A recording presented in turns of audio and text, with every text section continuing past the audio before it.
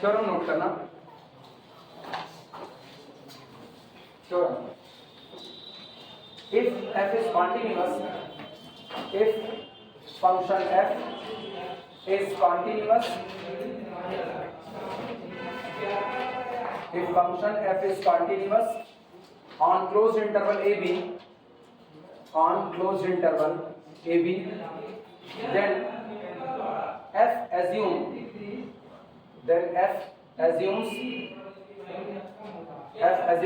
every value between its bounds।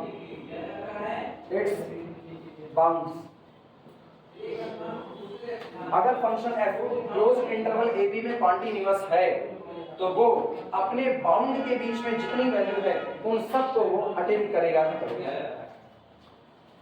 इसके पहले वाली थ्योरम का स्टेटमेंट पढ़ो जरा, इसके ठीक पहले वाली थ्योरम क्या लिखा है? If function f is continuous on a closed interval ab, then or f of a does not equal to f of b, then it assumes every value between f of a and f of b। कोई किस पे? At least one. अच्छा, वो हम खा गए उसको। तो ये कहा गया कि अगर आपका function closed interval a b में कॉन्टिन्यूअस है तो f of a, f of b ये दोनों अगर बराबर नहीं है तो इनके बीच में जितनी वैल्यू आ रही है उन सबको वो कम से कम एक बार अटेम्प्ट करेगा। क्या कोई जरूरी है कि f of a और f of b पर मैक्सिमम और मिनिमम मिले? कोई जरूरी है? ध्यान देना, ये रहा a और ये रहा b। दिमाग दौड़ा दो। अगर फंक्शन कुछ ऐसा चलता है तो ठीक है, स्मॉल a पर जो आपको f of a मिलेगा ये कौन है? मिनिमम ऑफ द फंक्शन है, ठीक? और यानी आप इसको इंफीमम ऑफ द फंक्शन बोल सकते हो। और b पर जो आपको ये वैल्यू मिल रही है ये आपका supremum of the function f है। हाँ या ना? सुप्रीमम का मतलब कौन सा? लीस्ट अपर बाउंड, और इंफीमम का मतलब ग्रेटेस्ट लोअर बाउंड। तो बाकी का फंक्शन इसी के बीच में बता रहेगा। दिखाना ये है अगर a और b के बीच में आपका function continuous on the closed interval ab तो निश्चित तौर पर अपने इंफीमम और सुप्रीमम के बीच में जितनी वैल्यू है उन सब को फंक्शन अटेम्प्ट करेगा। क्लियर बात? पिछली थ्योरम में बिल्कुल अलग मामला था। पिछली थ्योरम में कहते हैं कि अगर आपका फंक्शन a से लेकर के b तक के बीच में कॉन्टिन्यूअस है और f of a does not equal to f of b है तो फंक्शन f of a से f of b के बीच में जो वैल्यू है उनको अटेम्प्ट करेगा। f of a से f of b के बीच में मैक्सिमम और मिनिमम का किस्सा हो भी सकता है और नहीं भी। जैसे गौर करना, यहां से फंक्शन चलना शुरू किया, यहां से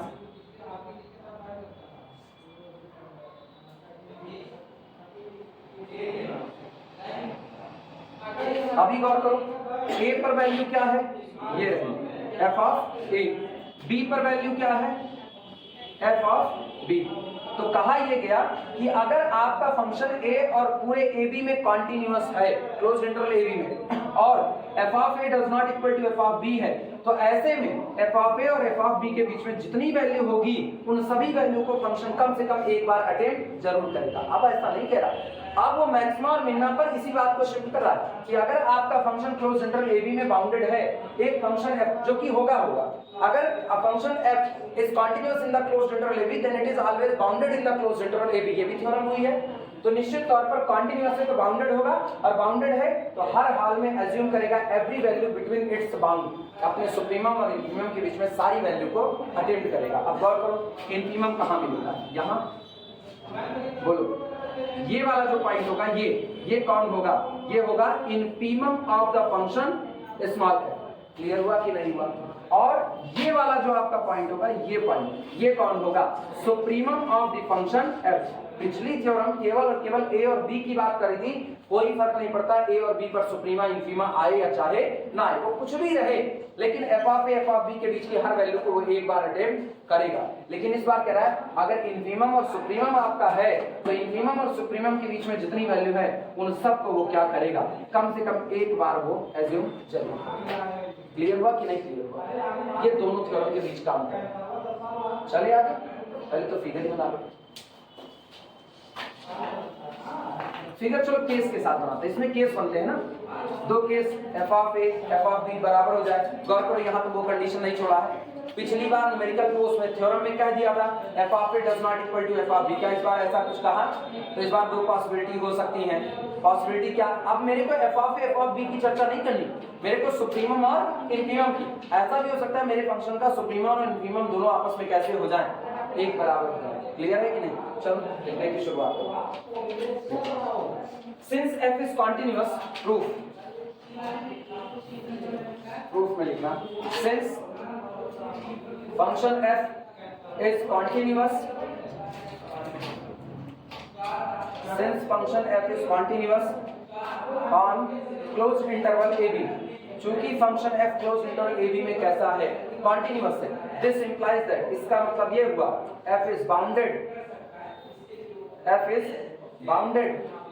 on closed interval ab, f close interval ab में बाउंडेड होगा। दो थ्योरम मिक्स कर रहे हैं, ध्यान से सुनना। एक थ्योरम क्या थी? अगर f कॉन्टिन्यूअस होगा तो वो बाउंडेड होगा, हाँ या ना? दूसरी थ्योरम थी अगर f कॉन्टिन्यूअस होगा तो वो अपने सुप्रीमम और इन्फीमम को अटेम्प्ट करेगा ही करेगा। मिली थ्योरम की नहीं मिली? याद है ना? मेरे ख्याल से अब तो ये दिमाग में बैठी होनी चाहिए, और इसीलिए हम उन थ्योरम का भी प्रूफ पढ़ते आए हैं, क्योंकि बगैर उनके हम ये काम नहीं कर सकते हैं। अगर फंक्शन कॉन्टिन्यूअस है on the close interval ab, तो पक्की बात है क्लोज इंटरवल ab में बाउंडेड होगा, और अगर वो क्लोज इंटरवल ab में बाउंडेड है तो पक्की बात है अपने सुप्रीमम और इन्फीमम दोनों को कम से कम एक बार अटेम्प्ट जरूर करेगा। ठीक, उसी बात को हम यहाँ पर लिखने चलते हैं। f is bounded, this implies that f is bounded on closed interval ab and attains its bounds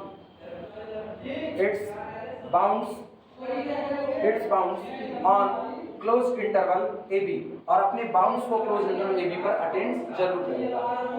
ठीक, अच्छा, जो क्लोज इंटरवल ab में फंक्शन का सुप्रीमम और इन्फीमम आएगा, वो कोई जरूरी है कि उसके एंड पॉइंट a और b पर आए? वो बीच में भी आ सकता है। अभी फिगर दिखाए हुए थे, तो हम अपनी मर्जी से मान लेते हैं, माना मेरे पास क्लोज इंटरवल ab में दो पॉइंट अल्फा और बीटा आते हैं, जिनमें अल्फा पर वो मिनिमा देता है और बीटा पर क्या देता है? सुप्रीमम देता है, या जो मर्जी जहां मर्जी वहां मान सकते हो। लेकिन आप a और b पर नहीं, बल्कि उनके बीच के किसी पॉइंट किस पर मानोगे? अल्फा और बीटा पर। हो सकता है अल्फा बराबर a हो भी जाए, हो सकता है अल्फा बराबर a ना हो सकता है बीटा बराबर a या b में से कुछ हो जाए, हो सकता है उसके बराबर ना हो। फिगर से विजुलाइज करो, कई लोगों को दिक्कत लग सकती है इसमें, ध्यान देना। ये रहा a और ये वाला पॉइंट कौन है? b। तो गौर करो, सबसे छोटी वैल्यू इन्फीमा ऑफ फंक्शन f किस पर मिल रही है? a पर, और सुप्रीमम आपको जो टॉप वैल्यू मिल रही है वो supremum of the function f वो किस पर मिल रही है? b पर मिल रही है। दोनों पर मिल गई। अगला, ये ग्राफ के अलावा अपना ग्राफ ये भी हो सकता है, ये लो। आज की तारीख में इन्फीमम किस पर मिला?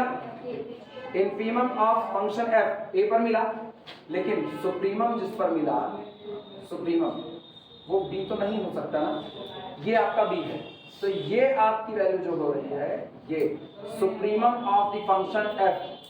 ठीक, क्या ये आपको b पर मिल रही है? नहीं मिल रही है। इसका मतलब अल्फा और बीटा a और b हो भी सकते हैं और नहीं, ऐसा भी हो सकता है ग्राफ ऐसा बन जाए।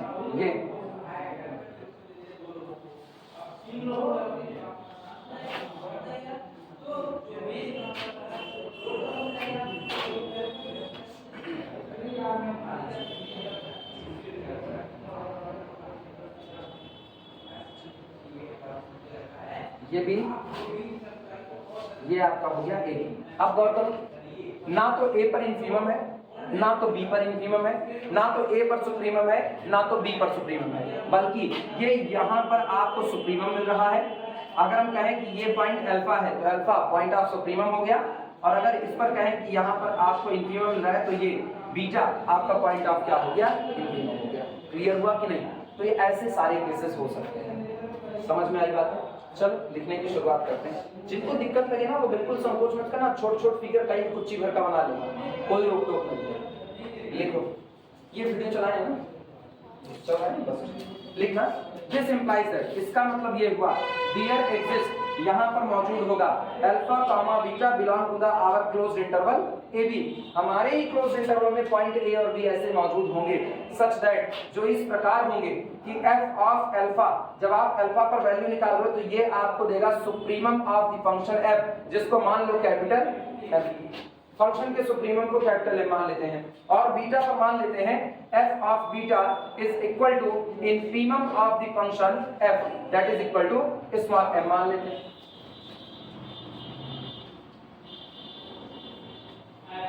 ठीक, अल्फा बीटा पर मैंने कोई शर्त नहीं रखी, हम सीधे सीधे बोल रहे हैं alpha beta belong to the our close interval A b, यानी अल्फा बीटा ए बी हो भी सकते हैं और नहीं भी हो सकते हैं, दोनों बातें पॉसिबल हैं। यहाँ पर नोट करो फिर आगे चलें।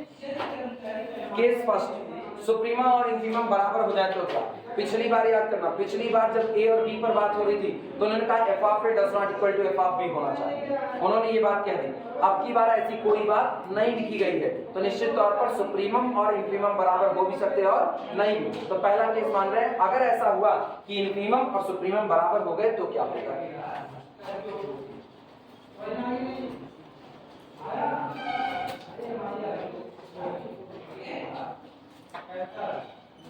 केस फर्स्ट,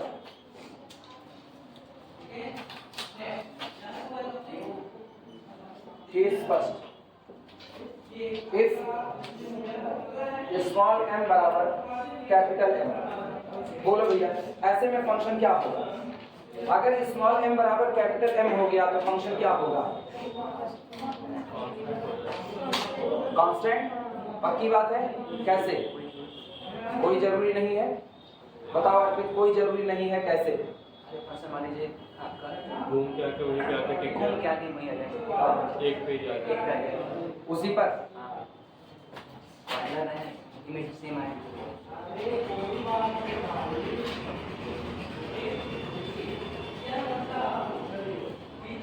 एक चीज गौर करना, घूम के वहीं पर लाने की बात कर रहे हैं। मतलब थोड़ा दूर इमेज सेम आए ना, पॉइंट अलग रहे, पॉइंट अलग रहे। बोलो किधर चले? बोलो ऊपर गए, फिर मतलब घुमा के नीचे आइए, दूसरी साइड जाइए, इसी के बराबर जाइएगा जहाँ से उठाए, जहाँ से उठाए हैं ये हाँ बराबर जा रहे हैं लगभग लगभग। हाँ ठीक, क्या गए? ठीक, सुप्रीमम इंफीमम बराबर हो गया, इंफीमम ये रहा लेकिन बराबर और सुप्रीमम ये रहा, तो small m does not equal to capital M। मेरे को चाहिए स्मॉल m कैपिटल M बराबर हो जाए, वही किस पे?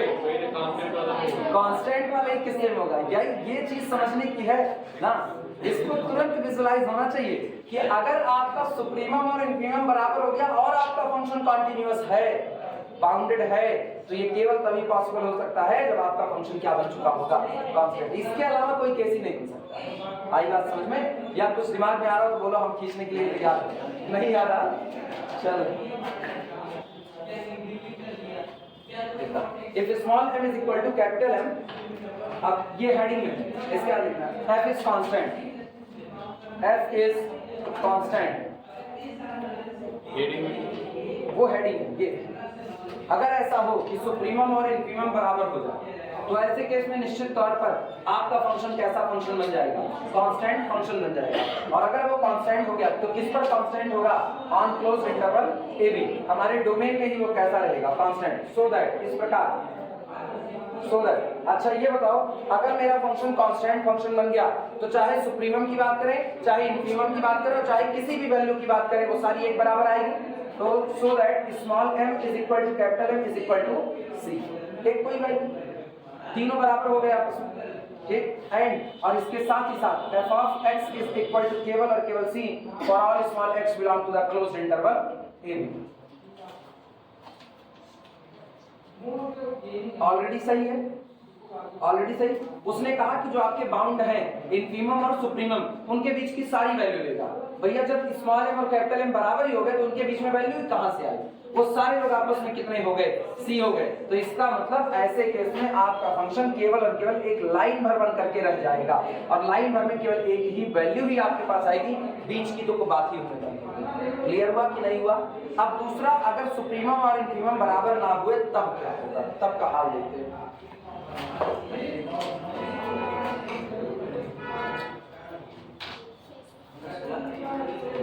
Case second, if m does not equal to capital M. Case second, if small m does not equal to capital M, यानी infimum of function does not equal to supremum of the function.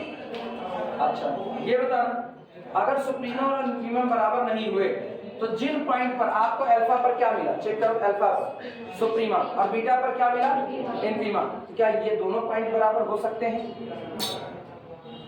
क्या ये दोनों बराबर हो सकते हैं? Supremum infimum बराबर नहीं है, ठीक, क्या अल्फा और बीटा बराबर हो सकता है? उसी पॉइंट पर सुप्रीमा मिले, उसी पॉइंट पर इन्फीमा मिले, ऐसा पॉसिबल है? सोच करके जवाब दो। सुप्रीमम इन्फीमम बराबर नहीं है, ठीक है, इसका मतलब फंक्शन कम से कम कांस्टेंट तो नहीं है, नहीं है, और कांस्टेंट नहीं तो फंक्शन आपका कैसा है, वेरिएबल, और आप चाह रहे हो कि सुप्रीमा और इन्फीमा सेम पॉइंट पर मिल जाए, तो भैया मेरे सुप्रीमा और इन्फीमा सेम पॉइंट पर मिलेगा, यानी फंक्शन टहलना चालू करे, टहलते टहलते टहलते टहलते अपने इन्फीमा से गुजरे, फील समझना क्या है, फंक्शन यहां से उठा, फंक्शन घूमते घूमते अपने इन्फीमा से गुजरा, ठीक, और इन्फीमा से गुजरने के बाद फिर आगे बढ़ता है, कहां तक जाता है, अपने सुप्रीमा तक, लेकिन हम कह रहे हैं सुप्रीमम और इन्फीमम सेम हो जाए तो क्लोज्ड नहीं हो जाएगा, और क्लोज्ड हुआ तो वाई एक्सिस के पैरेलल लाइन क्या पॉइंट पर काटेगी, 2 पर, इसका मतलब अब वो फंक्शन ही नहीं रह पाएगा। क्लियर हुआ? इसका मतलब साफ सुथरा ये हो गया कि अगर आप ये कह रहे हो कि सुप्रीमम और इन्फीमम बराबर नहीं है तो इसका मतलब alpha does not equal to क्या होगा, क्लियर है, और alpha does not equal to beta पर एफ ऑफ अल्फा जो कि आपको सुप्रीमम दिया और एफ ऑफ बीटा जो कि आपको इन्फीमम दिया वो आपस में बराबर, क्लियर हुआ कि नहीं? चलो लिखते हैं इस बात,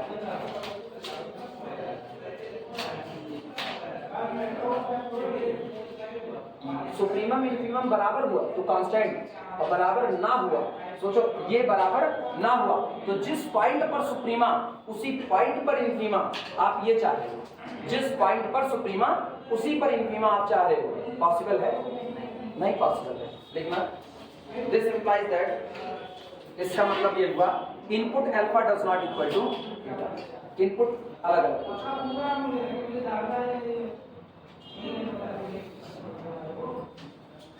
हो गया, ग्राफिकली ना सोचो, वैसे सोचो फंक्शन के तौर पर, फंक्शन के तौर पर एक पॉइंट पे 2 image, small m image, capital M image, image ही तो है, ये मिला किस पर, अल्फा के लिए, ये मिला किस पर, बीटा के लिए, इमेज बराबर नहीं है, इमेज बराबर नहीं है, और इनपुट आप चाहते हो बराबर हो जाए, इनपुट आप चाहते हो बराबर हो जाए, हो सकता है, सोचो, अब चलो हम मान लिया एक बार इनपुट बराबर हो जाए, तो इनपुट कौन हुआ, चलो इनपुट को हम मान लेते हैं, अगर इनपुट क्या होता है, अल्फा बीटा बिना मानो, इनपुट मान लो पी, मान लो इनपुट है, पी इनपुट देने पर आपको एम मिला, और वही पी इनपुट देने पर एम मिला, तो एक ही पॉइंट की 2 इमेज क्या पॉसिबल है, कभी भी नहीं पॉसिबल है। इसका मतलब अगर आप ये कह रहे हो infimum does not equal to supremum, तो इनपुट भी निश्चित तौर पर कैसे रहे होंगे, अलग अलग, समझ में आई बात है? अच्छा, अगर इनपुट अलग अलग हैं तो इनपुट अल्फा और बीटा तो आपके क्लोज्ड इंटरवल ए बी का पॉइंट है, और अगर ये ए बी का पॉइंट है तो क्लोज्ड इंटरवल में 2 में से एक ही घटना घटित हो सकती है, या तो अल्फा लेस देन बीटा होगा या तो अल्फा ग्रेटर देन बीटा होगा, हाँ या ना? चलो बारी बारी देखते हैं क्या होता है, लिखना दिस इंप्लाइज दैट आइदर, या तो either alpha less than beta और अल्फा ग्रेटर देन बीटा, या तो अल्फा लेस देन बीटा होगा या तो अल्फा ग्रेटर देन बीटा होगा। पहला मानो अल्फा लेस देन बीटा पर किस्सा क्या बनेगा, सबसे पहला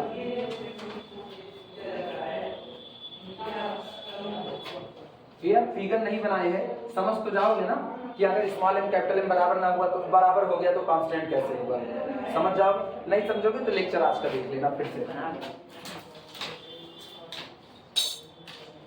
सबसे पहली बात, इफ यदि ऐसा हो कि अल्फा लेस देन कितना हो जाए, अगर अल्फा लेस देन बीटा, ठीक, दिस इंप्लाइज दैट, चल भैया ध्यान देना, आप कह रहे हो अल्फा और बीटा बराबर नहीं है, लेकिन अल्फा बीटा किसके पॉइंट है, क्लोज्ड इंटरवल ए बी के पॉइंट है, और अगर ये क्लोज्ड इंटरवल ए बी के पॉइंट है तो क्या क्या हो सकता है, this implies that our alpha greater than or equal to A, आया ना, our alpha greater than or equal to A but conformally less than beta and beta less than or equal to, लिखा जा सकता है कि नहीं, note करो,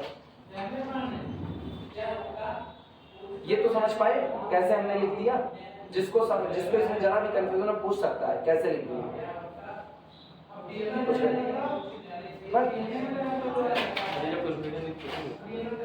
अरे शक्ल बताती है, यहाँ खड़े होने के बाद विक्रमादित्य का सिंहासन है, यहाँ से हम ना माथे पे पड़ने वाला बल देखते हैं, माथे पे कितना बल पड़ा, कई न्यूटन का फोर्स जनरेट हो रहा है। अब यहाँ पे ना 1-2 न्यूटन का फोर्स लोगों में जनरेट हो जाता है। देखो रिया बनी सिर्फ जाने लगी इसी बात ना, बच्ची समझ नहीं आ रहा होगा पक्का, ईमानदारी से बोल सकती हो, नहीं आ रहा ना, क्या है ना एक्सपीरियंस, इतना पता लग जाता है। और उसकी दिक्कत यही है, रेगुलरिटी टूट गई, उसकी दिक्कत यही है। मतलब एक तो तुम लोग देर से शुरू की, देर से शुरू करने के बाद फिर तुम लोग इरेगुलर हो गए, परिस्थितियां जिम्मेदार हैं। हाँ कौन सा? हाँ तुम अभी अकबरपुर का नाम बचा करके रखी हुई हो, बाकी अभी भी रिया अकबरपुर के ऊपर वो टैग लगा करके रखी है कि अकबरपुर का कोई भी मेरा स्टूडेंट आज तक रेगुलर नहीं हो पाया है। कौन सा? अपवाद स्वरूप ना वो कह सकती हो दवा के बराबर वाले बच्चे, जैसे एक तो ये है, ये हमेशा जब हम अकबरपुर की चर्चा करेंगे शक्ल उठा देंगे। और रियलिटी है यही अकेले हैं भी। अब तक हम जितने अकबर 10 साल से पढ़ा रहे, 10 साल से मैंने अकबरपुर के जितने लड़कों को पढ़ाया हुआ है उसमें रेगुलरिटी नहीं हमको मिल पाई है। जाने का पता नहीं। अब सुल्तानपुर वाले जितने पढ़े उसमें से 40% नवाब पढ़ जाए, लोकल है ना, वो 40% नवाब। तो ये दिक्कतें रहेंगी। सुनो, अल्फा यहाँ बीटा यहाँ, क्योंकि हमने माना है अल्फा लेस देन बीटा, या हमने माना है, तो अल्फा लेस देन बीटा आपने मान लिया। अब अल्फा बीटा के लेफ्ट साइड में होगा, तो यार बीटा के लेफ्ट साइड में तो ए भी होगा, क्योंकि बीटा ए और बी के बीच में पॉइंट है। तो इसका मतलब अगर आप बीटा के लेफ्ट में कुछ मान रहे हो तो बीटा के लेफ्ट में वो माना गया अल्फा खुद ए भी हो सकता है, हाँ या ना। इसीलिए कहते हैं अल्फा ग्रेटर देन और इक्वल टू, आपको ए पर भी इंफिनिमम मिल सकता है। और बीटा चूंकि अब बीटा के राइट साइड में जो भी है उस पर चर्चा नहीं चल रही है, तो इसीलिए बीटा लेस देन या तो ये छोटा होगा या तो बराबर होगा किसके, बी के। लेकिन इन दोनों के बीच में साफ रिलेशन है, अल्फा पक्का छोटा होगा किससे, बी से। ग्राफ देखना, आप ग्राफ में भी ये बात आप दिखा सकते हो। ये ए है, ये कौन है, बी है, ठीक। चलो हम बी को ही बीटा मान लेते हैं और ए को ही अल्फा मान लेते हैं। तो मुझको पता है इंटरवल के लेफ्ट साइड पर इंफीमा और राइट साइड पर सुप्रीमा, ये देखो ऐसा। लेकिन हमने अल्फा पर क्या माना है, सुप्रीमा या इंफीमम, सुप्रीमम माना है। तो इसका मतलब मेरा फंक्शन ऐसा ना होकर के मेरा फंक्शन। अभी बोलो, अल्फा पर आपको क्या मिला, सुप्रीमम, और बीटा पर आपको क्या मिला, इंफीमम। कंफर्म बात है अल्फा लेस देन बीटा है, लेकिन अल्फा बराबर ए और बीटा बराबर कितना है, बी है। हो गया कि नहीं हो गया? और अगर आप इनको बीच में मान लेते हो तब तो सोने पे सुहागा। लो अभी हमने माना ये सुप्रीमम, अभी गौर करो, अल्फा बराबर ए सुप्रीमम दे रहा है कि नहीं दे रहा है। लेकिन अब की बार अगर हम इसको बी कहें तो ये इंफीमा नहीं है, बल्कि इंफीमा कहां पर मौजूद है, ये। तो ये पॉइंट आपका कौन है, बीटा। तो बीटा बी के बराबर हो भी सकता है और नहीं भी हो सकता है, अल्फा ए के बराबर हो भी सकता है और नहीं भी। दोनों बार मैंने अल्फा को ए के बराबर रखा, इस बार हम अल्फा को ए से हटा देते हैं। ए से हटाने के लिए मैं केवल और केवल फिगर मॉडिफाइड करूंगा। देखना, ये आपका ए है,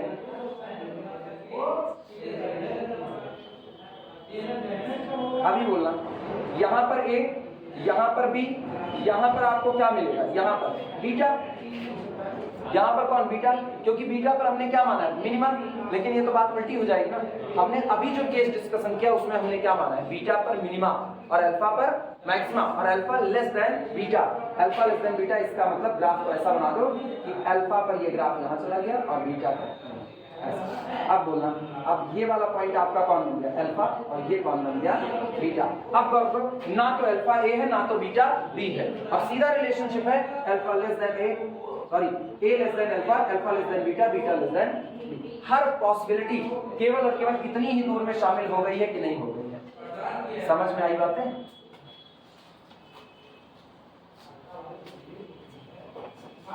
चल लिखना, if alpha is less than beta, अगर ऐसा हुआ कि अल्फा लेस देन बीटा है तो ए लेस देन और इक्वल टू अल्फा, यानी अल्फा या तो ए होगा, समझो, या तो अल्फा ए होगा या तो ए से बड़ा होगा। लेकिन अल्फा पक्की बात है बीटा से छोटा होगा, तो बीटा या तो बी हो सकता है और या तो बीटा बी से छोटी कोई क्वांटिटी हो सकती है, लेकिन अल्फा से बड़ा है। क्लियर है ये बात है? अब आगे लिखना, सो दैट इस प्रकार, so that f is continuous,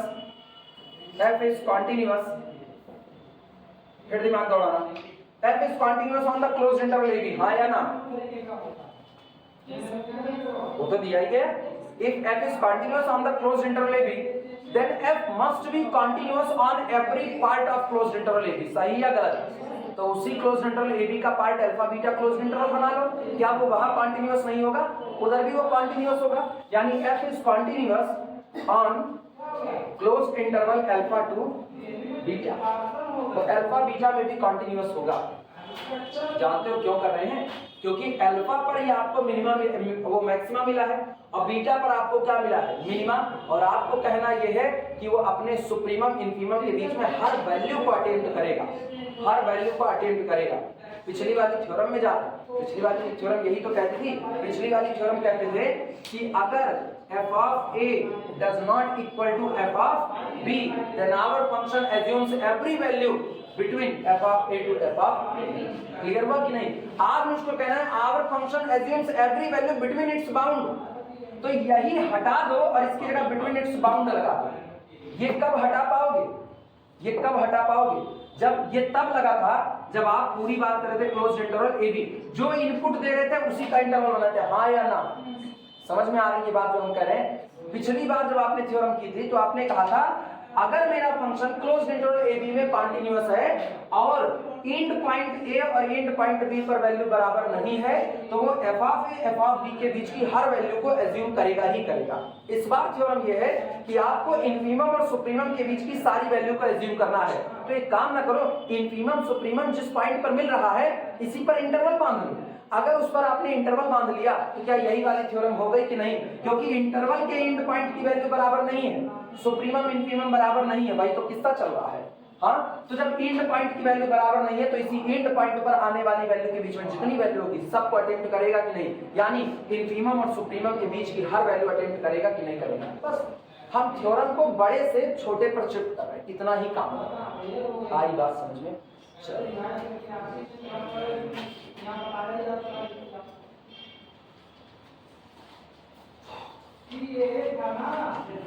F is continuous on closed interval AB, and capital M is equal to f of alpha, does not equal to f of beta, which is equal to small m। ये रहा capital M आपने किस पर माना है? Alpha पर। Supremum माना है अल्फा पर, इन्फीमम माना है बीटा पर, और आप कह रहे हो कि सुप्रीमम इन्फीमम बराबर नहीं है, दोनों पर बराबर नहीं है। ठीक, therefore by intermediate value theorem, पुरानी वाली थ्योरम का यूज कर रहे हैं, बाई इंटरमीडिएट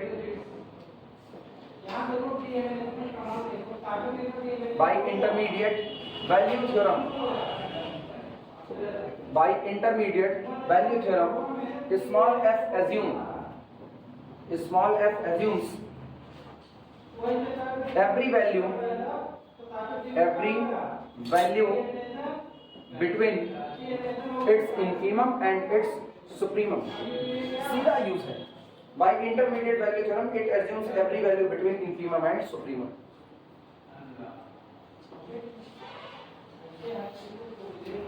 गौर करो, स्लॉटिंग किस पर किए? अल्फा बीटा, जहां सुप्रीमम इन्फीमम था वहीं पर मैंने स्लॉटिंग कर दी। और गौर करो उसी एंड पॉइंट पर वैल्यू आपस में बराबर नहीं है, तो एंड पॉइंट पर वैल्यू आपस में बराबर नहीं है तो आप इंटरमीडिएट वैल्यू थ्योरम कह सकते हो। जब एंड पॉइंट पर वैल्यू नहीं है तो एंड पॉइंट पर मिलने वाली फंक्शन की वैल्यू के बीच में जितनी वैल्यू है फंक्शन उन सबको क्या करेगा? एज्यूम करेगा। और आज आपने एंड पॉइंट पर क्या माना? सुप्रीमम इन्फीमम, यानी सुप्रीमम इन्फीमम के बीच की हर वैल्यू को फंक्शन क्या करेगा? एज्यूम करेगा। पूरी थ्योरम को शिफ्ट कर लिया इंटरमीडिएट पर। क्लियर हुआ कि नहीं? चल आगे बढ़ते हैं। लाइक अब अगला केस देखते हैं। अभी दूसरा अल्फा ग्रेटर देन बीटा हो जाए तो ये तो एक किस्सा हुआ ना, ये हुआ अल्फा लेस देन बीटा, कहाँ गया ये? अब दूसरा अल्फा ग्रेटर देन बीटा, तब हाल क्या होगा?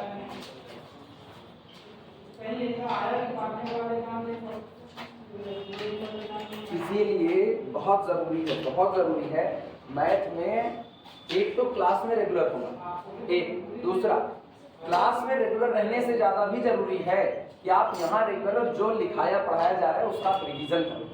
अगर तुमने रिवीजन नहीं किया तो मैथ की दुनिया में हर चीज इंटरकनेक्टेड है, एक का दूसरे में यूज होना है। तुम सोचो हम लास्ट अभी अगर तुम ध्यान दो तो हम तकरीबन 7-8 थ्योरम से लगातार एक साथ कनेक्टेड हो रहे हैं। हर बार अगली थ्योरम जो कर रहे हो पीछे से कनेक्टेड है। आपको समझ नहीं आएगा ना कि आप कौन सी थ्योरम छोड़ो और कौन सी पढ़ो, आपको समझ नहीं आएगा। अगर किसी को ये लगे हम फला थ्योरम छोड़ देते हैं, वो इंपॉर्टेंट नहीं, पूछने आए थे अगली पढ़ लेंगे, अगली पढ़ना चालू करोगे, अगले में अगले का यूज हो रहा है, कैसे छोड़ दोगे? 7 स्टेटमेंट लिखाए हैं कि नहीं लिखाए हैं? 6 या 7 स्टेटमेंट लिखाए हैं, याद हो तो रिजल्ट करते हुए 6। उस 6 में साइन चेंज होने की बात हो रही है कि अगर एफ ऑफ ए पर पॉजिटिव हो तो उसका कोई ना कोई नेबरहुड होगा जिसमें पॉजिटिव होगा, और उस 6 के 6 स्टेटमेंट आपस में कनेक्टेड है। एक आता है बाकी आ जाएगा। इंटरमीडिएट वैल्यू थ्योरम चलाए। अब इंटरमीडिएट वैल्यू थ्योरम के आधार पे बात करें। और दूसरी बात बताएं क्यों पढ़ रहे हैं?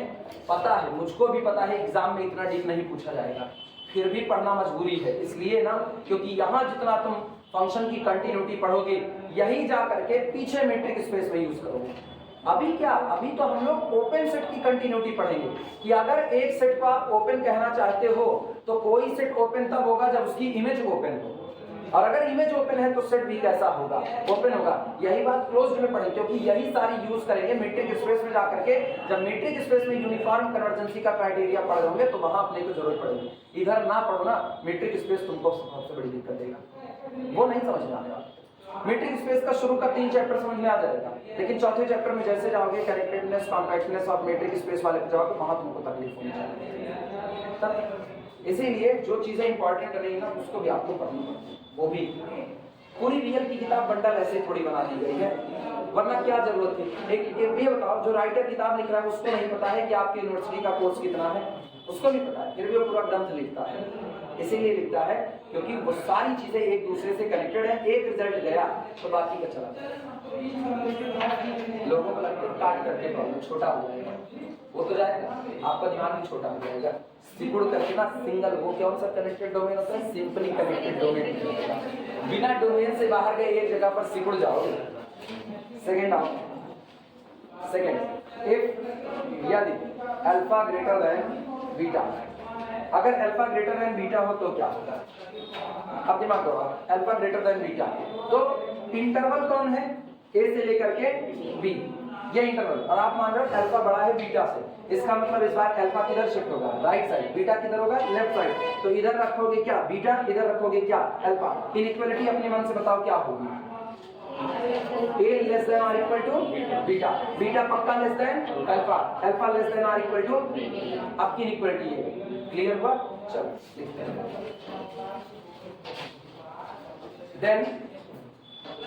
then small a less than or equal to beta, beta less than or equal to alpha, beta confirming less than alpha, alpha less than or equal to beta। ठीक, so that इस प्रकार, so that अब की बोलो f को किस में continuous मारे? so that f is continuous in closed interval beta से लेकर के अल्फा। पिछली बार क्या था? अल्फा से लेकर के बीटा। ठीक, एंड और इसके साथ ही साथ एंड एंड पॉइंट पर वैल्यू देखना। एंड पॉइंट पर बीटा पर क्या मिला है? Small m infima, and small m is equal to f of beta does not equal to f of alpha, जो कि कौन है? कैपिटल M है। क्या फिर इंटरमीडिएट वैल्यू थ्योरम लगेगी कि नहीं लगेगी? इंटरवल के एंड पॉइंट पर आपकी वैल्यू बराबर नहीं है, इसका मतलब है कि F of beta F of alpha के बीच में जितनी वैल्यू है वो सारी की सारी फंक्शन एज्यूम करेगा। फिर वही बात होगी by intermediate value theorem, by intermediate value theorem, by intermediate value theorem f assumes every value between small m and capital M। क्या थ्योरम पूरी तरह से कंप्लीट प्रूफ हो गई कि नहीं हो गई? लास्ट स्टेटमेंट लिखना, हेंस, इसलिए hence function f assume function f assume every value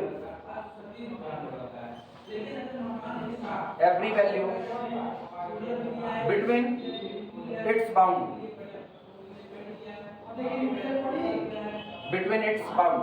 function अपने बाउंड के बीच की जितनी वैल्यू है वो सब को क्या करेगा, एज्यूम करेगा। नोट करो फिर आगे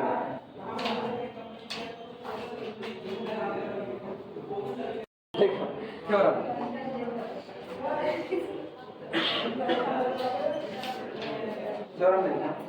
सुनो, थ्योरम में सबसे पहले स्टेटमेंट सुनो। अगर आपका फंक्शन कॉन्टिन्यूअस है, गौर से सुनना, अगर आपका फंक्शन कॉन्टिन्यूअस है on a closed interval A b, तो पूरे क्लोज्ड इंटरवल ए बी की जो इमेज बनाएगा वो भी एक क्लोज्ड इंटरवल ही बनाएगा, उसकी इमेज वो ओपन इंटरवल नहीं बनाएगा। लेकिन शर्त है आपका फंक्शन कॉन्टिन्यूअस होना चाहिए, यानी image of a closed interval is again a closed interval under the continuous map. अगर आपकी मैपिंग कॉन्टिन्यूअस है तो क्लोज्ड इंटरवल की इमेज किस पे बनेगी, क्लोज्ड इंटरवल पर ही बनेगी। लिखना इसे, the image of a closed interval, the image of a closed interval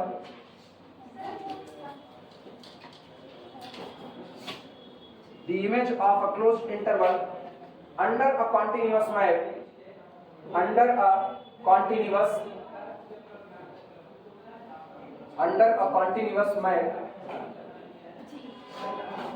is a closed interval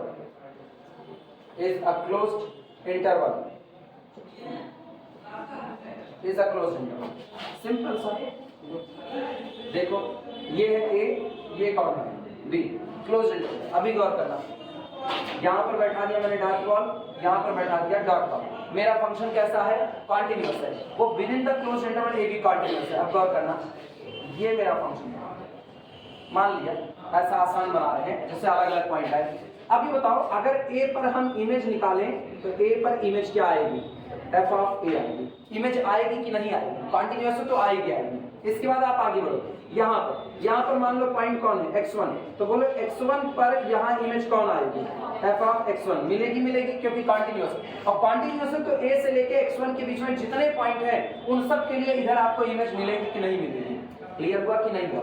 अच्छा फिर यहाँ पर आते हैं, ये कौन हो गया x2, तो बोलो x2 पर भी आपको इमेज मिलेगी कि नहीं मिलेगी। तो x1 से x2 के बीच में जितने पॉइंट है उन पर भी तो ग्राफ है, उन पर भी इमेज मिलेगी कि नहीं। और आखिरी में आप पहुंच जाओ यहाँ पर, तो यहाँ पर आप कहाँ आ गए, f ऑफ b पर, और ये भी आपको इमेज मिलेगी कि नहीं। ये सारी इमेज आपको मिली, यानी आपको f ऑफ a से f ऑफ b तक पूरा पैकेट मिला, यानी आपको मिला closed interval f of a से लेकर के f ऑफ कहाँ तक। क्लियर? लेकिन सुनो, ये तब का किस्सा है जब आपका फंक्शन 1 1 होता है, एक पर एक, तो आप f ऑफ a से f ऑफ b तक क्लोज इंटरवल बैठा देंगे। लेकिन अगर आपका फंक्शन 1 1 ना हुआ तो आप ये नहीं बैठाओगे, तब आप ये लिखोगे f of image of close interval. 1 1 ना हुआ तो 1 1 ना हुआ, मैनी 1 हो गया। मैनी 1 होने का मतलब है कुछ पॉइंट पर फंक्शन अपनी वैल्यू को क्या किया होगा, रिपीट किया होगा। देखना ये अभी तुम गौर करो, यहां पर आए तो तुमको यहां इमेज मिली कितनी, f ऑफ a। यहां वाले पॉइंट पर गए तो यहां वाले पॉइंट पर तुमको यहां इमेज मिली, मान लो f ऑफ x1, ठीक है। अच्छा x एक्सिस के पैरेलल यही वाली लाइन आगे बढ़ा दो, यही लाइन आगे, तो बोलो यहां का जो पॉइंट है उस पर भी आपको सेम इमेज मिल रही है कि नहीं। तो आप जब इमेज को लिख रहे थे तो आप इसको रिपीट कर दिए, जबकि रिपीट नहीं होना चाहिए था। तो हम लोग क्या किए ना, अपने को और आगे बढ़े तो यहाँ मिला, लेकिन देखो इसके सामने ये मिला, y एक्सिस के x एक्सिस के पैरेलल लाइन का पॉइंट पर काट दो पॉइंट पर, इसका मतलब 1 1 नहीं है, मैनी टू 1 का किस्सा है कि नहीं। तो ऐसे केस में जब आप बटोर रहे हो इनको, तो आपको ये यहाँ पर f ऑफ b मिलेगा कि नहीं मिलेगा। लेकिन आपको ये भी तो सब मिला हुआ है। आप सोचो क्या हम close interval f of b लिख सकते हैं। अगर मैंने close interval f of b लिखा तो मैंने केवल एक छोटा सा पोर्शन लिखा, बाकी इमेज मैंने छोड़ दी कि नहीं छोड़ दी। क्लियर हुआ? तब हम क्या कहते हैं, तब हम कहते हैं ab की ये पूरी इमेज बन रही है। तो हम लिखते हैं द क्लोज्ड इंटरवल ab, इसकी जो इमेज होगी वो भी एक closed interval, f image of this is again a closed interval कितना होगा, cd। क्लियर है? अब ये सी एफ ऑफ ए हो भी सकता है और नहीं भी, ये बी जो आपका डी है वो एफ ऑफ बी हो भी सकता है और नहीं भी हो सकता है। ये बातें समझ में आई हैं? 1-1 के किस्से में आप सीधे लिख सकते हो एफ ऑफ ए से एफ ऑफ, वरना फिगर बनाना चाहोगे, बनाना चाहोगे बना लो, ना बनाना चाहो ना बनाओ, मिटाई साफ सुथरा करें कि ये समझ जाओगे, समझ जाओगे, बड़े समझदार होकर बना लो, ऐसे ही छोटा छोटा बना लो ना, ये सब लिखने की जरूरत नहीं है यार। वैसे भी टाइम नहीं है, साफ सुथरा कर लीजिए। टाइम नहीं है, साफ सुथरा कर दीजिए। तो साफ सुथरा करने कौन टाइम है? एक मिनट नहीं, ये पहले समझ लो। ये देखना, चलो बराबर रख देते हैं ए पर एफ ऑफ ए, बी पर एफ ऑफ बी, ठीक। लेकिन अपने को ये पूरा मिलता है, मान लो ये टॉप वैल्यू है, टॉप वैल्यू किस पर मिली? मान लो सी पर। किस पर मिलती है? सी पर। ए से बी के बीच में क्या मानेंगे? सी पर। तो इसका मतलब f image of close interval A b is equal to, बोलो क्या लिखी जाए? F image of close interval A b क्या लिखा जाए? Close interval f of a से लेकर के कहां तक? एफ ऑफ सी तक, एफ ऑफ सी तक। इन शॉर्ट या इन जनरल कर दो, इन जनरल, मतलब जनरल की स्पेलिंग भूल गए। F image of close interval A b, ठीक, is again a closed interval. एक दिन भूल जाएंगे कॉन्टिन्यूअस को डिसकंटिन्यूअस पढ़ाएंगे, डिसकंटिन्यूअस कॉन्टिन्यूअस, और लड़कों को समझ लो, उल्टा लड़के भाग जाएंगे कहेंगे समझ लीजिए हम आपको। यही फिगर बना लो, प्रूफ कल कराते हैं।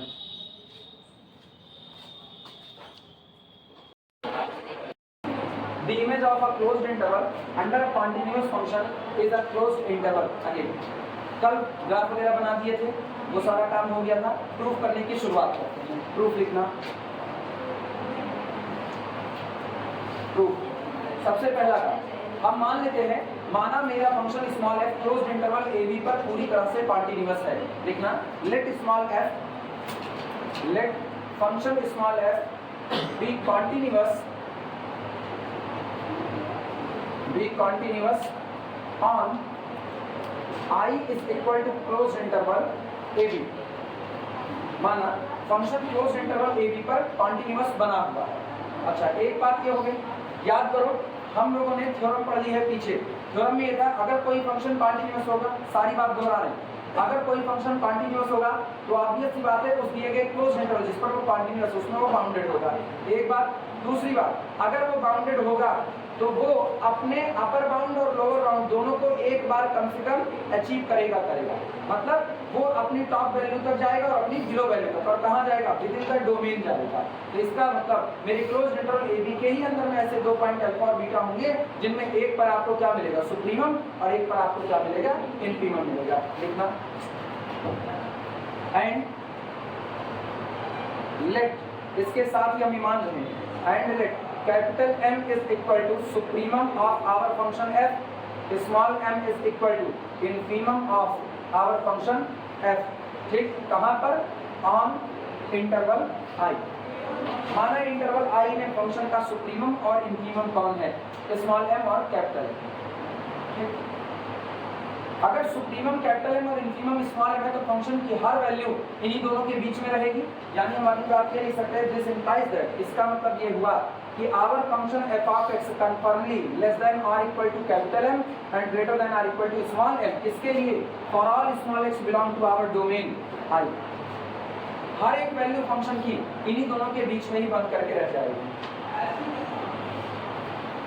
फिर दिमाग चला, अगर हर वैल्यू इन्हीं दोनों के बीच में बंद करके रह जाएगी तो ये बताओ फंक्शन की जो इमेज निकल करके आएगी, सॉरी एलिमेंट की जो इमेज निकल करके आएगी वो कैपिटल M और स्मॉल m के बीच में रह रही है। हाँ या ना?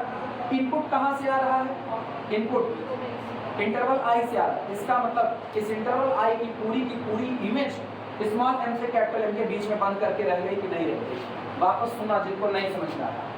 हम ये कह रहे हैं कि मेरे पास फंक्शन है डिफाइंड है क्लोज्ड इंटरवल A से लेकर के B, मान लो यही फंक्शन मान लो, ये फंक्शन है, क्लोज इंटरवल ए बी में डिफाइंड है, जिसमें फंक्शन की जो मिनिमम वैल्यू है वो यहाँ पर आ रही है स्मॉल एम, सॉरी तब ये यहाँ नहीं होगा, तब ये यहाँ कहीं मान लेगा, क्योंकि सबसे मिनिमम वैल्यू तो ये होगी आपकी।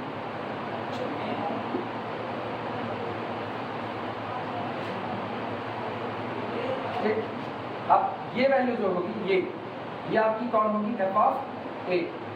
ये वैल्यू आपकी जो होगी ये सामने आएगी, ये कौन होगी, एफ ऑफ बी। मेरा इनसे मतलब नहीं है आज की तारीख में, मेरा मतलब केवल और केवल सुप्रीमम और किससे है, इंफीमम से। तो यहाँ जो पॉइंट मिलेगा आपको, यहाँ वाला पॉइंट, ये इस पर आपको जो मिलेगा ये कौन है, स्मॉल एम, और ये आपका कौन है, ये आपका कैपिटल है। तुम सोचो इस ग्राफ के ऊपर आप कहीं भी कोई भी पॉइंट लोगे और उसके लिए जब आप ये देखोगे कि यहाँ के लिए जो इमेज आ रही है वो इमेज हर बार स्मॉल एम से कैपिटल एम के बीच ही आ रही है। इसका मतलब इनपुट ए से लेकर के बी तक आप कुछ भी दे दो, उस इनपुट की जो इमेज आएगी एफ ऑफ एक्स वो स्मॉल एम से कैपिटल एम के बीच आएगी। यानी हम इसको दूसरे सेंस में क्या देते हैं, पूरे क्लोज्ड इंटरवल ए बी की इमेज बन चुकी है स्मॉल एम से किसके बीच में, कैपिटल एम के बीच में। क्लियर है ये बात है, लिखना इसी चीज को। यानी दिस इंप्लाइज दैट, इसका मतलब ये हुआ कि हम ये कह सकते हैं एफ ऑफ आई यानी image of our interval I is the subset of closed interval small m से लेकर के कैपिटल एम। सही कहा या गलत? सबसेट ऑफ दिस, इसे नाम देना इक्वेशन नंबर 1। ये आपका इक्वेशन नंबर, मुझको ये साबित करना है ना कि जो आपके इंटरवल की इमेज आएगी एफ ऑफ आई, ये भी एक क्लोज्ड इंटरवल ही आएगा, यही साबित करना है। तो पहले हमने कह दिया कि जो मेरे इंटरवल की इमेज होगी एफ ऑफ आई वो इसी क्लोज्ड इंटरवल स्मॉल एम से कैपिटल एम तक के बीच में होगी, यानी इसका सबसेट होगा। सेट को फंक्शन के अंदर लगा के किस पे, जैसे आपने सेट पूरा इंटरवल जो है हाँ फंक्शन के अंदर इसको कर दिया, हाँ, इसको ऐसे दिखा सकते हैं कि एक एलिमेंट दिखा करके ना ना ना ना, आप पूरे सेट पर, चूंकि फंक्शन क्या कर रहा है, फंक्शन पूरे डोमेन पर काम कर रहा है, तो वो जो इमेज आती है ना वो पूरे डोमेन की आती है जब भी आएगी। चूंकि मेरा फंक्शन कॉन्टिन्यूअस है, अगर विद इन द डोमेन कोई पॉइंट ऐसा होता जहां पर मेरा फंक्शन कॉन्टिन्यूअस ना हो रहा होता या जहां पर मेरा फंक्शन डिफाइंड ना हो रहा होता तो हम ये काम नहीं कर सकते। कॉन्टिन्यूअस होने का मतलब क्या है, हर वैल्यू पर फंक्शन डिफाइंड है, क्योंकि कॉन्टिन्यूटी कहती है लेफ्ट टेंडेंसी बराबर राइट टेंडेंसी बराबर value of the function at that point.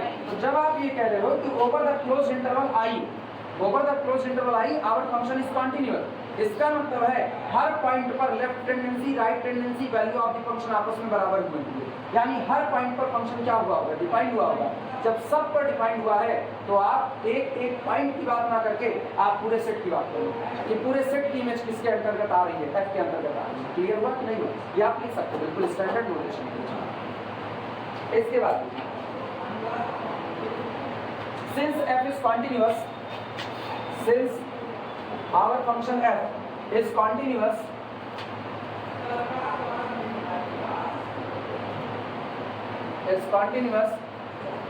on interval I, चूंकि मेरा function over the interval I कैसा है, कॉन्टिन्यूअस है, इसका मतलब थ्योरम का यूज करो, our function must assume every value between small m and capital M. अपने बाउंड के बीच में हर वैल्यू को वो क्या करेगा, एज्यूम करेगा। लिखना दिस इंप्लाइज दैट, इसका मतलब ये हुआ f assumes every value between small m and capital M. f assumes every value between small m and capital M.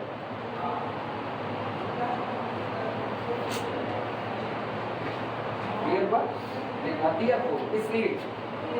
Therefore, if यदि C be any point greater than or equal to small m and less than or equal to capital M, दिमाग दौड़ाना, हमने ये कहा कि जो f of I है वो closed interval small m से कैपिटल M का सबसेट हो जाएगा। ये तो मैंने एक बात कह दी। फिर मैंने ये कहा कि चूंकि मेरा function over the interval I कैसा बना हुआ है, कॉन्टिन्यूअस, इसलिए वो अपने इंफीमम और अपने सुप्रीमम के बीच में जितनी वैल्यू है उन सब को कम से कम एक बार अटेम्प्ट करेगा ही करेगा। कंफर्म हुआ? तो अगर हम स्मॉल m से कैपिटल M के बीच में कोई एक वैल्यू C मान लेते हैं, कोई एक वैल्यू, तो मेरा फंक्शन इस वैल्यू को भी अटेम्प्ट करेगा। और अगर वो इसको अटेम्प्ट करेगा तो इसका मतलब है सी की कोई ना कोई प्री इमेज होगी कि नहीं होगी। इसका मतलब आप ये कह सकते हो फंक्शन अगर इसको अटेम्प्ट कर रहा है तो there exist some small x, एक या एक से ज्यादा एक्स हो सकते हैं, there exist some small x belong to the I such that the value of the function at point small x nothing it is c। लिखा जा सकता है कि नहीं लिखा जा सकता, लिखते हैं ऐसी बात। then there exists some small x belong to the our interval I। यहाँ पर कुछ स्मॉल x मेरे इंटरवल I में ऐसे होंगे कि आप लिख सकें कि f of x such that the image of x is equal to c, so that इस प्रकार, so that अब आगे वाली बात जो लिखेंगे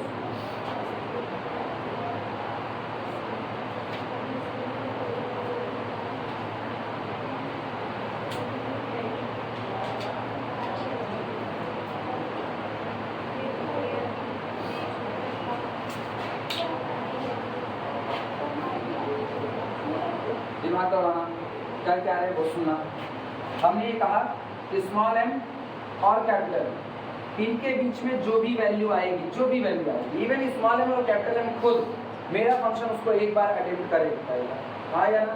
इसका मतलब मैंने ये कहा अगर हम स्मॉल m के लिए there exist x1 such that f of x1 is equal to कितना हो गया, अगर हम यहाँ की कोई पॉइंट c लेते हैं तो there exist some x2 such that f of x2 is equal to कितना हो गया, c हो गया। अगर हम यहाँ का कोई पॉइंट c डैश लेते हैं तो f of x3 is equal to कितना हो गया, c डैश हो गया। अगर हम लास्ट का लेते हैं तो f ऑफ कोई भी xn इज इक्वल टू कितना हो जाएगा, कैपिटल। हर बार जितने पॉइंट है स्मॉल m से कैपिटल M के बीच में, ये सारे के सारे पॉइंट एक बार मेरे फंक्शन के द्वारा अटेम्प्ट किए जाएंगे, हाँ या ना।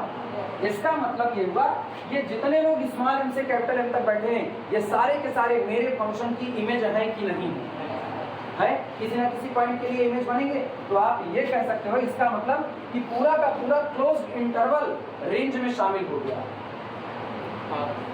ध्यान से सुनना, हम ये कहना चाहते हैं सो दैट इस प्रकार whole closed interval small m to capital M must be contained in image of I।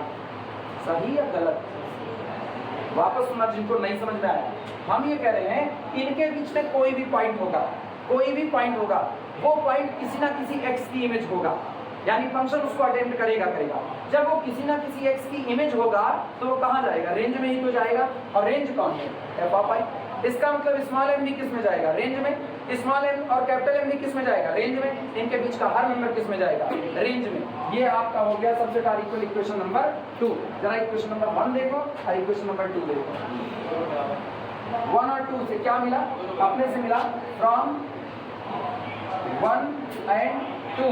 Equation number 1 और 2 से the image of our closed interval I is again a closed interval small m to capital। सही है गलत, note करो।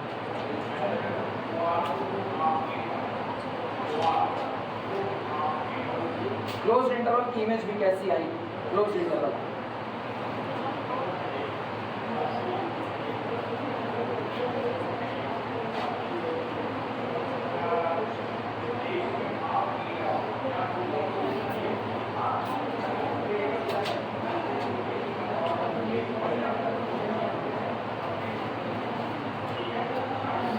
सब लोग इसको बदला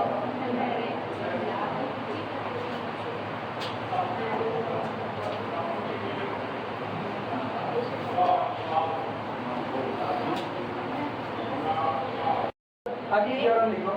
A function small f, a function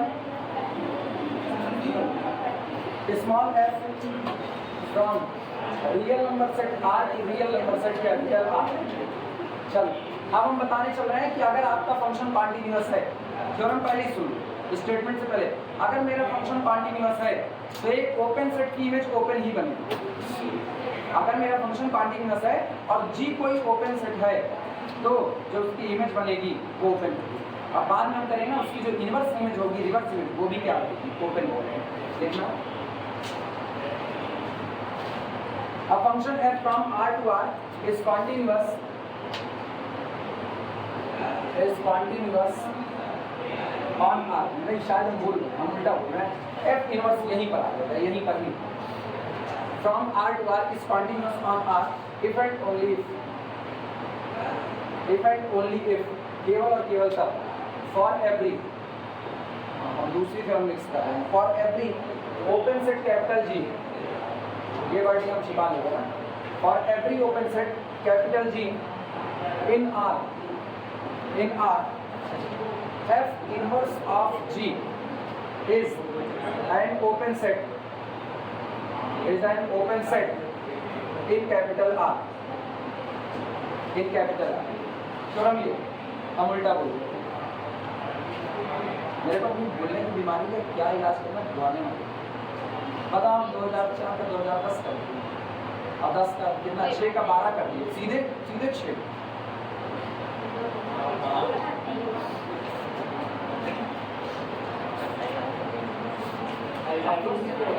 हाँ तगड़े वो तो है मुझको ना, हाँ हम अल्जाइमर पेशेंट हैं, इसमें कोई दो राय नहीं, हम इसको मानते हैं, इस बात को एक्सेप्ट भी करते हैं। झूठ बोल के क्या पाएंगे, झूठ बोल के कुछ पाएंगे, एक दिन ऐसा होगा हम सब भूल जाएंगे, तो कम से कम सही बताने के लिए तब तक क्लियर है, हाँ भूल गए होंगे।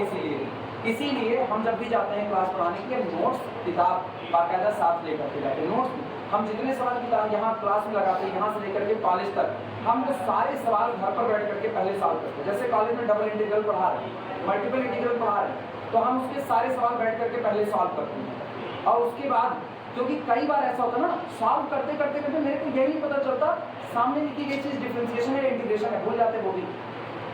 ये बीमारी है तो है, अब उसको कोई क्या कर सकता है, जो सही है वो सही है, भूल गए तो भूल गए। तो इसीलिए हम नोट्स बाकायदा वेल मेंटेन कंप्लीट करके साथ में रख लेते हैं, पढ़ाते रहो, कैलकुलेट करते रहो, जहाँ आपको दिक्कत लगे अब ऐसा होने वाला तुरंत आप रिस्क ना लो, वो मेरे हाथ में रहेगा। जिसको बुरा मानना है वो बुरा माने, जिसको मेरे को कहना है नकल करके पढ़ा रहे वो भी करे। मेरी बीमारी मुझको जिंदा रहने दे रही है, यही बड़ी बात है और कुछ नहीं। एडहेरेंट और क्लोजर नहीं, दोनों में इसका बहुत माइन्यूट फर्क है, वो इतना माइन्यूट वही है जैसे मतलब उसका लिमिट पॉइंट, क्लस्टर पॉइंट और कौन सा accumulation point, condensation point, minute फर्क होते हैं ना। बताते हैं संडे को सारी चर्चा करते हैं, अभी चर्चा वैसे भी नहीं करेगा, अभी भूल गए तो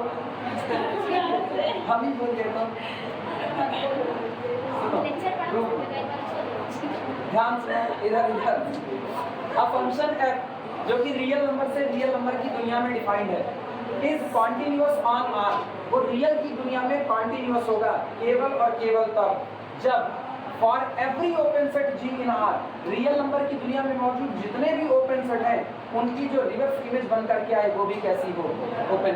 ये condition if and only if की, यानी अगर मेरा फंक्शन f कॉन्टिन्यूअस है, अगर मेरा फंक्शन f कॉन्टिन्यूअस है तो जितने भी ओपन सेट कैपिटल G होंगे उनकी जो रिवर्स इमेज होगी f इनवर्स ऑफ G वो भी कैसी होगी, ओपन। एक बात उल्टा चलो, अगर मेरे पास रियल नंबर की दुनिया में जितने भी ओपन सेट है उन सब की रिवर्स इमेज भी ओपन आए तो पक्की बात है मेरा फंक्शन क्या रहा होगा, कॉन्टिन्यूअस रहा होगा। क्लियर है? एक पार्ट होगा नेसेसरी और एक होगा सफिशिएंट। चलो शुरुआत लिखना, नेसेसरी पार्ट एंड पार्ट।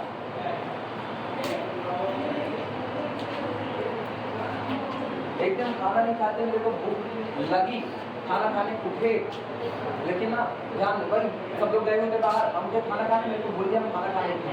बाद में मेरे को याद आया तकरीबन 4 घंटे बाद हम तो खाना खाने तब गए खाना खाने, भूल गए खाना खाने। नेसेसरी पार्ट में लिखना, हम मान लेते हैं माना फंक्शन कॉन्टिन्यूअस है, पहले हम यही मान लेते हैं। बीमारी के भी टाइप बड़े अच्छे अच्छे हैं। लेट एफ बी कॉन्टिन्यूअस,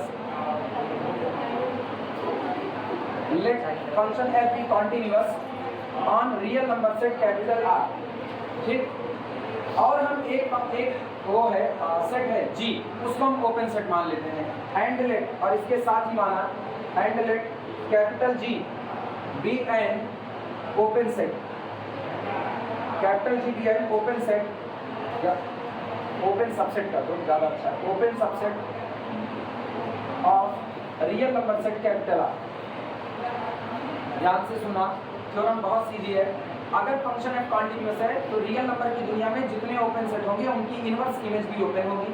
उल्टा, अगर जितने ओपन सेट हैं उनकी इनवर्स इमेज भी ओपन है तो फंक्शन कैसा होगा? कॉन्टिन्यूअस। एक तरफा बात मान रहे हैं, माना फंक्शन कॉन्टिन्यूअस है और माना कैपिटल जी कोई एक ओपन सबसेट इन आर है, साबित ये करना है कि इसकी जो इनवर्स इमेज आएगी वो भी क्या होगी? ओपन की। कोई सेट ओपन कब होगा? जब अपने सारे पॉइंट का नेबरहुड हो। ठीक, a set is open if and only if it is NVD of all of its point. अगर वो अपने सारे पॉइंट का नेबरहुड हो। अगर हम ये कह दें कि कैपिटल जी इम्पटी सेट है, सवाल खत्म। अगर वो इम्पटी है तो उसके अंदर पॉइंट ही नहीं है, तो उसकी रिवर्स इमेज भी कैसी रहेगी? इम्पटी, दोनों ही ओपन रहेंगे, उसका झंझट ही नहीं होता। लिखना इफ यदि inverse image of G is equal to 5, अगर ऐसा हो कि इनवर्स इमेज ऑफ जी कैसी आ जाए? 5 आ जाए, no doubt 5 open as well as close, तो देन इट इज ओपन, तब ये कैसा हो जाएगा? ओपन हो जाएगा। अब अगर 5 ना हो तब का किस्सा देख लेते हैं। लिखना इफ यानी f inverse of g does not equal to 5। अच्छा, अगर ये 5 नहीं होगा तो इसमें कोई ना कोई मेंबर होगा। हम मान लेते हैं लेट माना small a belong to the f inverse of g। अब सोचो, अगर small a f inverse of g में है तो इसका मतलब तय है कि जो आपका दिस इंप्लाइज दैट जो आपका इमेज ऑफ a होगा वो किसमें होगा? g में। क्लियर हुआ? If small a belong to the f inverse of g, तो तय बात है आपका इमेज ऑफ a किसमें रहा होगा? g में रहा होगा। और अगर ये g में रहा होगा तो फिर दिमाग लगाओ, g को हम लोग शुरू में क्या कहें? ओपन। अगर g ओपन है तो अपने सारे पॉइंट का नेबरहुड होगा। इसका मतलब वो f ऑफ a का भी क्या होगा? नेबरहुड, यानी there exist a delta greater than 0 such that this belong to the delta neighbourhood of f of a। हाँ या ना? यानी फिर आगे लिखना सिंस, अब चाहे डेल्टा करो चाहे हम लोग किस पे पढ़े? एप्सिलॉन पे, एप्सिलॉन वाले पे लेकर। This implies that there exist epsilon greater than 0 such that, तो इस प्रकार होगा कि open interval f of a minus epsilon से लेकर के f of a plus epsilon, this must be the subset of capital G। बोलो सही लिखा कि गलत लिखा? अगर याद होगा तो सही लिखा, नहीं तो गलत लिखा।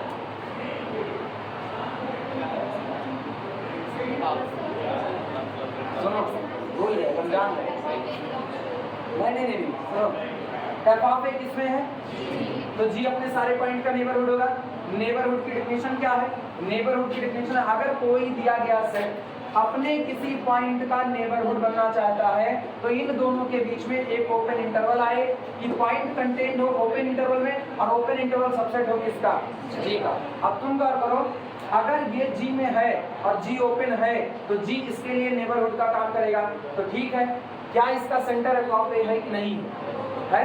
तो इसका मतलब f of a belong to the open interval contained in the G. This is the definition of neighborhood. यही था? हाँ, यही सही है। फिर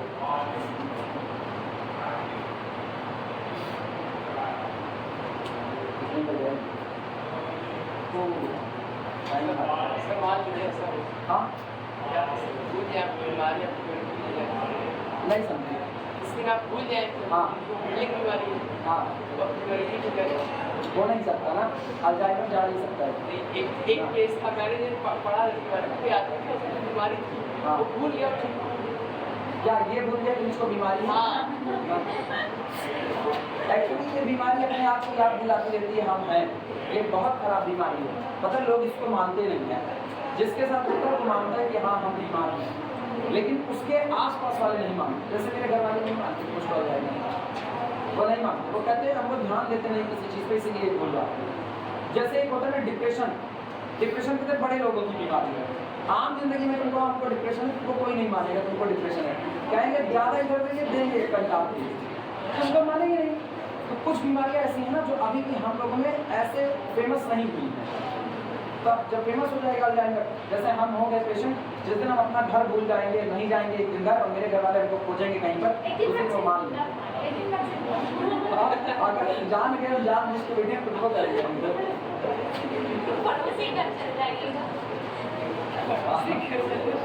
चलो इधर आओ वापस। ठीक, अच्छा ये बताओ, ये बात समझ में आई सारी ना कि अगर एफ ऑफ ए जी में है और जी को आप कहे हो, जी को हमने शुरू में माना जी कौन है, ओपन है, तो एक ओपन सेट अपने सारे पॉइंट के लिए नेबरहुड का काम करता है, यानी एफ ऑफ ए और जी के बीच में एक ओपन इंटरवल होगा कि एफ ऑफ ए उस ओपन इंटरवल का हिस्सा होगा और वो ओपन इंटरवल सबसेट होगा किसका, जी का होगा। अब हम आते हैं एफ मेरा कैसा है, कॉन्टिन्यूअस है। अगर एफ कॉन्टिन्यूअस है तो आप देखो क्या लिख सकते हैं, लिखना now F being now f being continuous, now f being continuous at small a, चूंकि f small a पर कैसा है, continuous है, ठीक, तो इसका मतलब ये हुआ comma for every epsilon greater than 0 there exists a delta greater than 0 such that, जो इस प्रकार होगा, the difference between f of x and f of a is less than epsilon whenever, जब कभी, whenever the difference between x and a, sorry x and a नहीं, उल्टा लिखते, input क्या है अपने पास, x और a ही तो इनपुट, हाँ तो ठीक है, the difference between x and a less than कितना, a। जानते हो थीम क्या है, वो पकड़ करके रखना। थीम ये है कि कैरेक्टर जी क्या है, ओपन, और एफ इनवर्स ऑफ जी को क्या दिखाना है, ओपन, मतलब आपको दिखाना है f inverse of G is the neighbourhood of all of its point, वो अपने सारे पॉइंट का नेबरहुड होगा। दिमाग करवाना, एफ इनवर्स ऑफ जी में तुमने क्या लिया है, आप दिखा दो कि f inverse of g a का नेबरहुड है, मतलब आप ये दिखा दो a belong to the open interval a minus epsilon से a plus epsilon, this is the content in capital F inverse of G, आप ये दिखाने जा रहे हैं कि पॉइंट कंटेंट है ओपन इंटरवल में, ओपन इंटरवल कंटेंट है एफ इनवर्स ऑफ जी में, तो इसका मतलब चूंकि ये पॉइंट आर्बिट्ररी है तो एफ इनवर्स ऑफ जी अपने सारे पॉइंट के लिए क्या बन गया, नेबरहुड, तो ये क्या हो जाएगा, ओपन। हम किसकी तरफ बढ़ रहे हैं, यहाँ पर, क्लियर हुआ।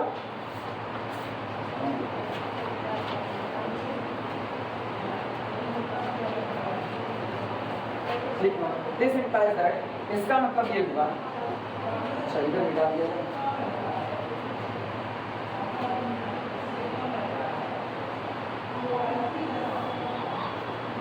अपने दिमाग से सोच करके बताओ, अगर तुम ये लिखो mod F of x minus F of A less then epsilon, तो आप इसको एक और चीज लिख सकते हो, this implies that f of x minus F of A less then epsilon greater than minus epsilon, सही या गलत, तब व्हेनेवर, जब कभी, व्हेनेवर, अब उधर देखना वहां पर x minus a less than delta greater than minus delta, सही लिख सकते हैं कि नहीं, यानी ये लिखा गया है, this implies that f of a, सब में जोड़ दो f of a minus epsilon less than f of x and f of x less than f of a plus कितना एप्सिलॉन, व्हेनेवर, जब कभी, इसका हाल बोलो, x less than a plus delta and greater than a minus delta, सही है।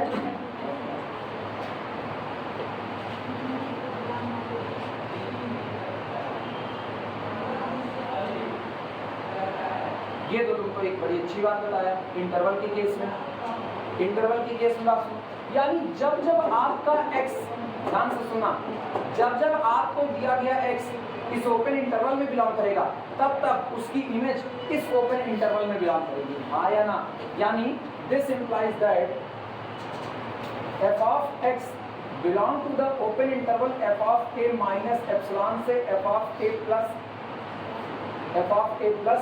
Epsilon, कब, when, जब कभी x belong to the open interval a minus delta से a प्लस डेल्टा।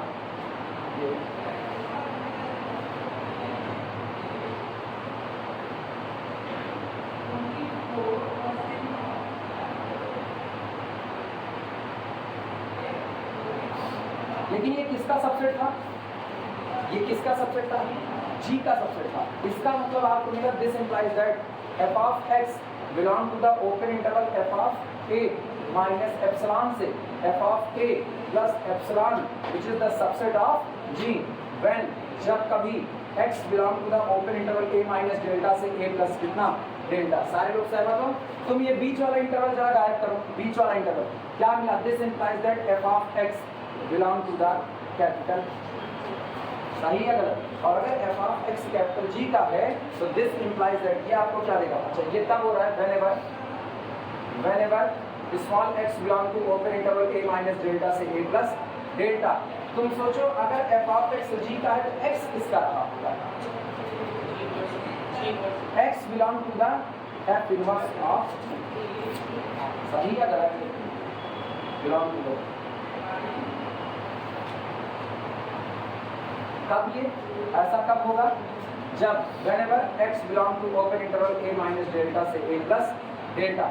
तो मैं चीज बात करो, इधर ध्यान दो, x इसमें होगा अगर x यहाँ हो, यार यहाँ तो सेंटर a है कि नहीं है, तो इसका मतलब क्या हुआ? दिस इंप्लाइज, अब यही बात हम सेंटर पर थोप दे, यही बात सेंटर पर, इतना लिखो तो हम आगे वाली बात लिखिए, बस काम बस पूरा नेसेसरी हो पाएगा, सफिशिएंट नहीं हो पाएगा।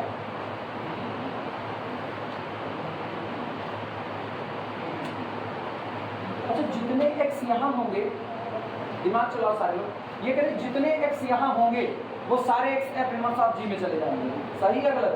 तो यार इस ओपन इंटरवल में कितने x हैं? इनफाइनाइट, वो सारे किस में चले जाएंगे? इसका मतलब ये पूरा ओपन इंटरवल इसमें चला जाएगा, यानी हम लिख सकते हैं कंबाइंड करें तो this implies that our open interval a minus delta से a plus delta totally subset of f inverse of g, सही है गलत? लेकिन इसमें सेंटर है कि नहीं है, यानी this implies that small a belong to open interval a minus delta से a plus delta which is the subset of f inverse of g. सोचो पॉइंट बिलोंग किया ओपन इंटरवल में, ओपन इंटरवल कंटेंट हुआ set में, यानी ये set इसका क्या बन गया? नेबरहुड बना कि नहीं बना? This implies that f inverse of G is NBD of small a, और एक ऐसा पॉइंट आर्बिट्ररी, तो ये अपने सारे पॉइंट का क्या होगा? नेबरहुड। एक काम करना, इसी पर रोकना, सफिशिएंट पार्ट कराते वक्त इसके आगे हम लाइन लिखा देंगे, इसी पर रोकना। अब जो नहीं आया होगा वो कल फिर समझा देंगे।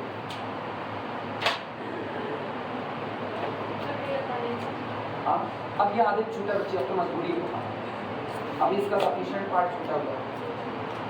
संडे पे कॉम्प्लेक्स उठा लेंगे ना, संडे के दिन दे देंगे कॉम्प्लेक्स को 3 घंटे पूरे, तो 3 दिन की क्लास, एक 3 घंटे उसके हो गए बराबर।